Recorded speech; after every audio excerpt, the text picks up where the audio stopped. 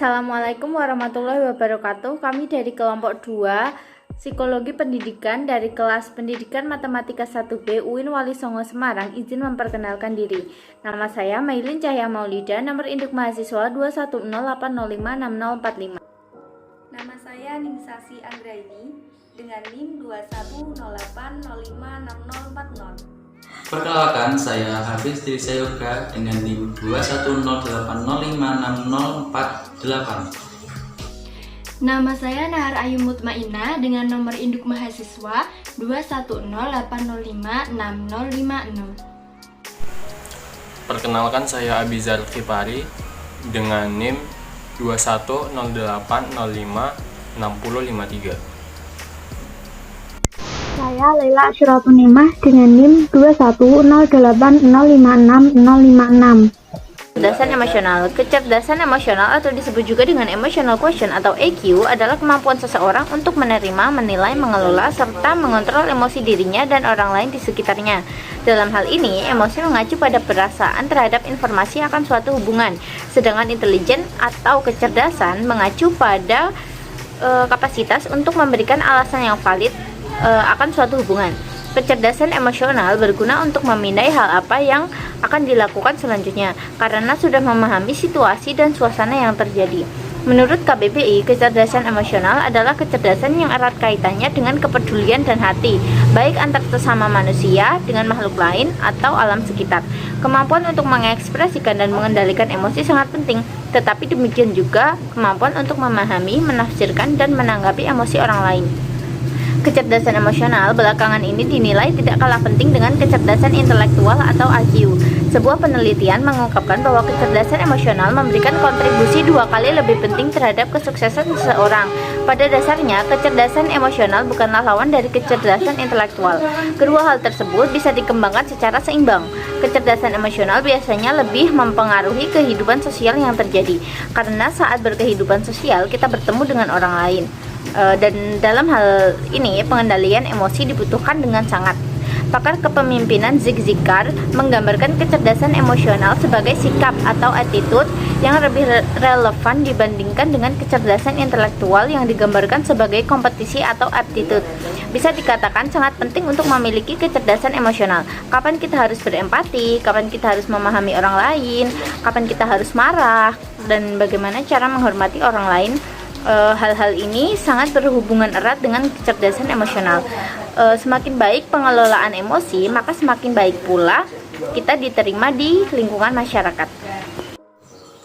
Aspek-aspek kecerdasan emosional. Menurut Goleman, aspek kecerdasan emosional terdiri dari 5, yaitu yang pertama, pengenalan diri, mengenali perasaan sebagaimana yang terjadi, mengetahui apa yang kita rasakan pada suatu saat dan menggunakannya untuk memandu pengambilan keputusan diri sendiri, memiliki tolak ukur yang realitas atas kemampuan diri dan kepercayaan diri yang kuat. Yang kedua, mengelola emosi dan pengendalian diri, yaitu mengelola perasaan secara tepat, mengenali emosi kita sedemikian hingga berdampak positif pada pelaksanaan tugas, peka terhadap kata hati, dan sanggup menunda kenikmatan sebelum tercapainya suatu sasaran, maupun pulih kembali dari tekanan emosi. Ketiga, memotivasi diri sendiri, yaitu menggunakan hasrat kita yang paling dalam untuk menggerakkan dan menuntun kita menuju sasaran, membantu kita mengambil inisiatif dan bertindak efektif, dan untuk bertahan menghadapi kegagalan atau frustasi. Keempat, mengenali emosi orang lain dan empati, merasakan apa yang dirasakan oleh orang lain, mampu memahami perspektif remaja, menumbuhkan hubungan saling percaya, dan menyelaraskan diri dengan bermacam-macam orang. Kelima, membina hubungan atau keterampilan sosial, yaitu menangani emosi dengan baik ketika berhubungan dengan orang lain dan dengan cermat membaca situasi dan jaringan sosial, berinteraksi dengan lancar, bermusyawarah dan menyelesaikan perselisihan, serta untuk bekerja sama dan bekerja dalam tim. Sedangkan menurut Salovey dan Mayer mengungkapkan 4 aspek kecerdasan emosional, yaitu yang pertama, persepsi, yaitu kemampuan untuk memahami emosi diri sendiri dan dapat mengekspresikan kebutuhan emosionalnya. Kedua, asimilasi adalah suatu kemampuan untuk membedakan antara emosi-emosi yang berbeda yang individu rasakan dan memilih mana di antara emosi-emosi tersebut yang dapat mempengaruhi proses berpikir. Ketiga, pemahaman, yaitu kemampuan individu untuk memahami emosi yang kompleks seperti perasaan bersama dari kesetiaan dan pengkhianatan. Dan yang terakhir nomor 4, pengelolaan, yaitu kemampuan individu untuk menghubungkan atau tidak menghubungkan emosi-emosi tergantung kegunaannya pada situasi yang dihadapi. Berdasarkan penelitian tersebut, dapat disimpulkan bahwa kecerdasan emosional terdiri dari beberapa aspek-aspek, yaitu pengenalan diri, mengelola emosi atau pengendalian diri, memotivasi diri sendiri, persepsi, asimilasi, pemahaman, dan pengelolaan. Dari beberapa aspek-aspek kecerdasan emosional, peneliti mengambil aspek-aspek kecerdasan emosional menurut Goleman, yaitu pengenalan diri, mengelola emosi atau pengendalian diri, memotivasi diri sendiri, mengenali emosi orang lain atau empati, membina hubungan atau keterampilan sosial. Alasan mengapa peneliti mengambil aspek-aspek menurut Goleman karena di dalam memasuki fase remaja akhir, diharapkan remaja bisa mengenali perasaan sebagaimana yang terjadi, merasa mantap mengambil keputusan dalam kehidupannya, bersikap hati-hati dan cerdas dalam mengatur kehidupan yang terkendali, dan tujuannya untuk keseimbangan emosional, merasakan simpati dan perhatian kepada orang lain, dan mampu melakukan interaksi dengan orang lain dengan lancar dalam pergaulan sosial. Seorang psikolog mendalami bidang kecerdasan emosional yang bernama Daniel Goleman menyatakan bahwa yang perlu kita tahu adalah untuk mengidentifikasi karakteristik kematangan emosi seseorang, ada beberapa komponen yang bisa kita gunakan sebagai parameter utama. Yang pertama, self-awareness atau kesadaran diri, yaitu kemampuan mengenali dan memahami suasana hati dan motivasi diri, serta dampaknya terhadap orang lain. Untuk bisa mencapai ini, kita harus dapat memantau keadaan emosi diri sendiri. Yang kedua, self-regulation atau pengendalian diri, yaitu kemampuan seseorang untuk tidak bereaksi secara gegabah. Komponen ini juga menunjukkan cara kita untuk mengekspresikan diri secara tepat, sehingga setiap tindakan tidak diatur oleh aspek emosi saja. Yang ketiga, internal motivation atau motivasi diri, yaitu kemampuan seseorang yang berkaitan dengan minat belajar dalam rangka melakukan perbaikan diri secara terus-menerus. Misalnya saja rasa inisiatif dan komitmen untuk menyelesaikan kewajiban. Yang keempat, empati, yaitu kemampuan untuk memahami reaksi emosional orang lain.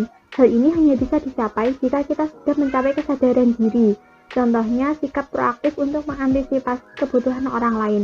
Yang kelima, social skill atau keterampilan sosial, yaitu kemampuan untuk mengidentifikasi kebutuhan sosial dan memenuhi kebutuhan tersebut dengan landasan bersama, mengelola komunikasi, dan membangun jaringan. Faktor yang mempengaruhi kecerdasan emosional. Menurut Goleman pada tahun 2000, faktor yang mempengaruhi kecerdasan emosional terdiri dari faktor internal dan faktor eksternal. Faktor internal merupakan faktor yang timbul dari dalam diri individu. Faktor internal meliputi yang pertama, hereditas. Hereditas merupakan faktor pembawaan atau bakat. Hereditas merupakan totalitas karakteristik individu yang diwariskan orang tua kepada anak, atau segala potensi baik fisik maupun psikis yang dimiliki individu sejak masa konsepsi sebagai pewarisan orang tua melalui gen. Sejak lahir, manusia memiliki bakat atau potensi-potensi yang akan mempengaruhi kehidupannya. Ketika manusia dilahirkan, sudah membawa potensi-potensi emosional seperti kepekaan dan perasaan-perasaan lainnya, kemampuan mempelajari emosi, dan kemampuan mengelola emosi. Dalam perjalanan hidup seseorang, potensi-potensi ini bisa dikembangkan, bisa juga hilang.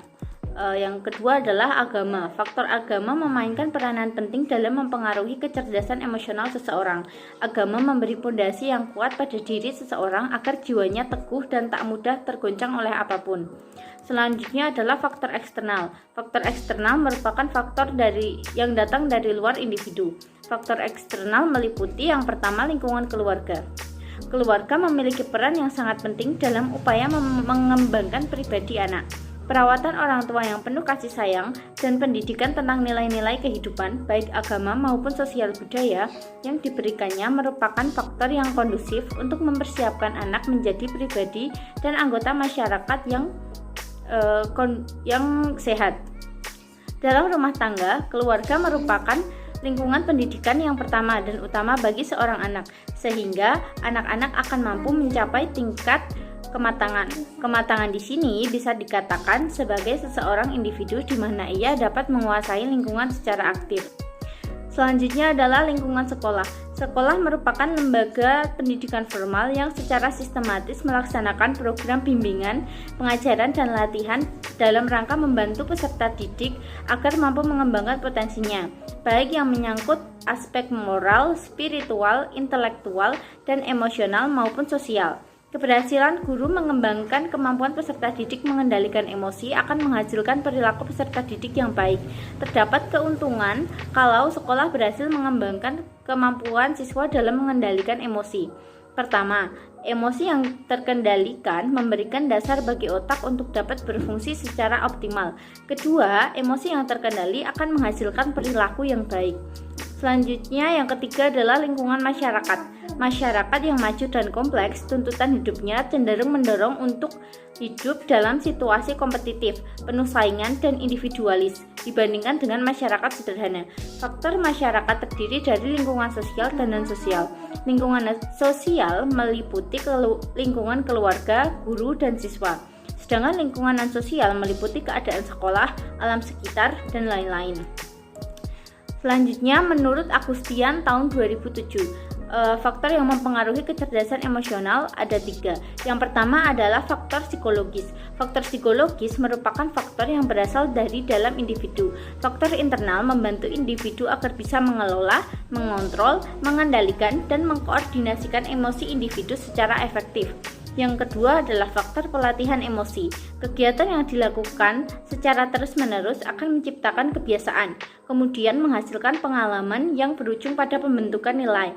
Reaksi emosional apabila diulang-ulang pun akan berkembang menjadi suatu kebiasaan. Pengendalian diri tidak muncul begitu saja tanpa dilatih. Yang ketiga adalah faktor pendidikan.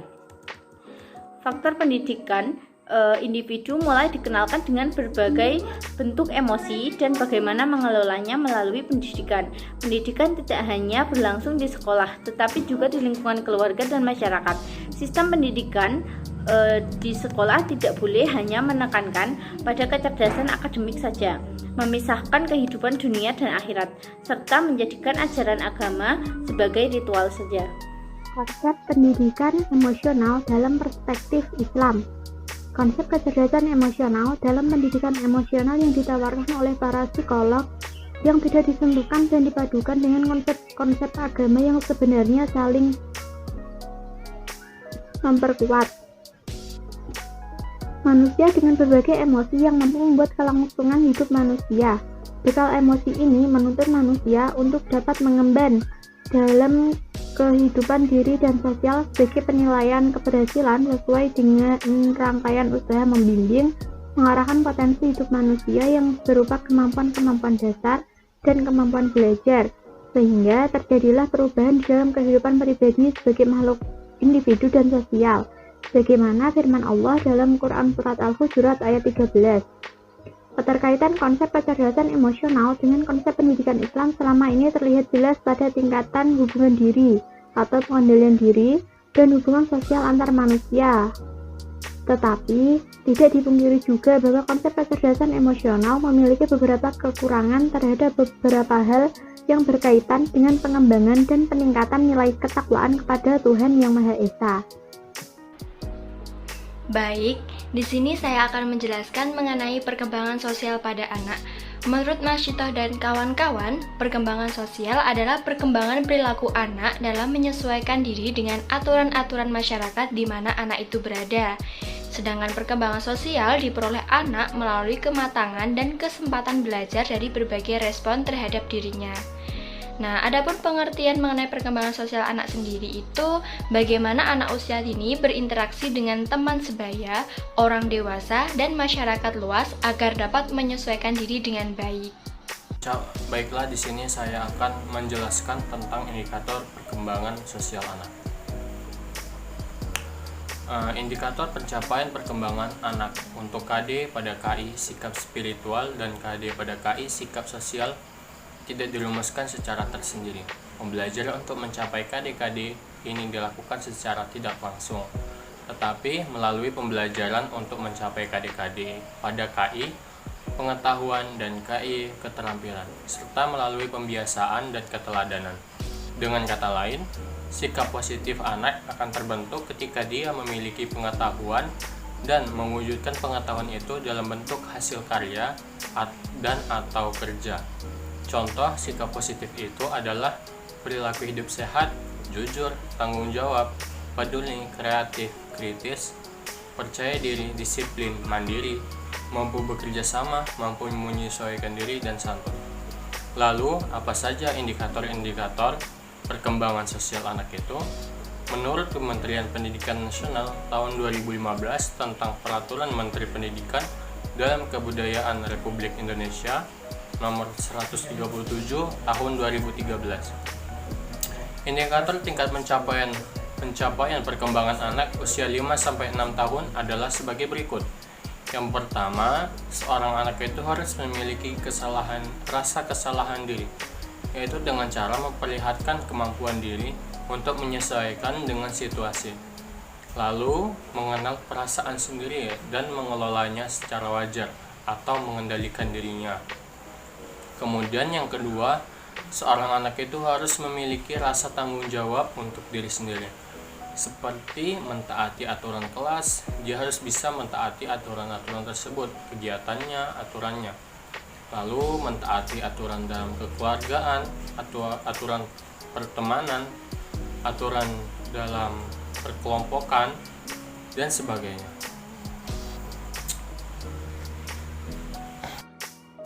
Saya akan menjelaskan tentang tahapan perkembangan sosial pada anak.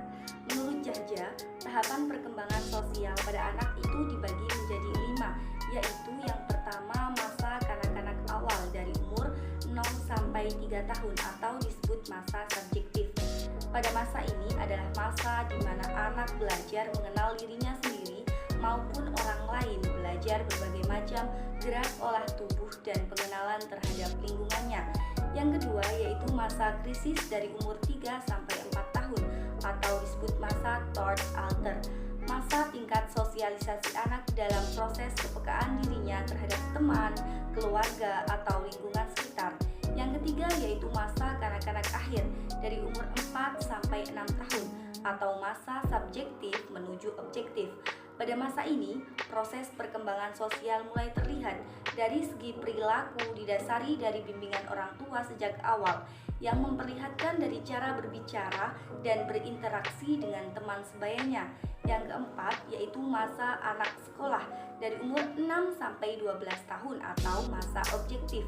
Masa ini adalah periode di mana anak mulai bisa bertanggung jawab pada dirinya sendiri dan mulai bisa menghargai keputusan dari orang lain.